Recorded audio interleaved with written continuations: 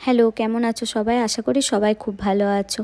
তো এত সেজেগুজে ভিডিওর ফার্স্টে দেখেই ভাবছো তো আমি কোথায় যাচ্ছি। তা বলি, শনিবার হঠাৎ করেই শুনতে পাই, জানতে পারি যে আমাদের সানডের সকালেই একটা পিকনিকের আয়োজন করা হয়েছে, যেটা কিনা আমাদের এখানে বাঙালি যেসব কাকুরা আছেন তারা মিলে আয়োজন করেছে।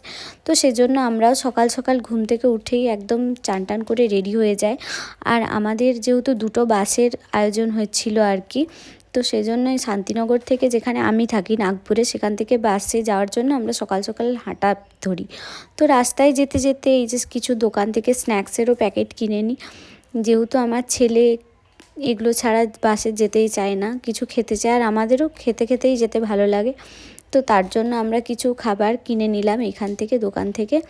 আর যেটা আমাদের পিকনিক স্পট ছিল সেটাও কিছুটা দূরে ছিল। তো যাই হোক, আমরা বাস স্ট্যান্ডে পৌঁছতেই দেখলাম আমাদের বাস এসে হাজির হয়ে গেছে।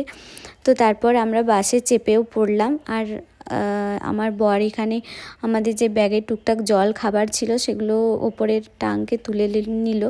তো তারপর আস্তে আস্তে বাসও ছেড়ে দিল নিজের গন্তব্যে যাওয়ার জন্য। আর আমি তো প্রচুর এক্সাইটেড ছিলাম ওখানে গিয়ে প্রচুর মজা করব বলে, কারণ বিয়ের পর আমি নাগপুরে প্রথম পিকনিকে যাচ্ছিলাম। আর অনেক দিন পর আমার সবার সাথে দেখাও হতো।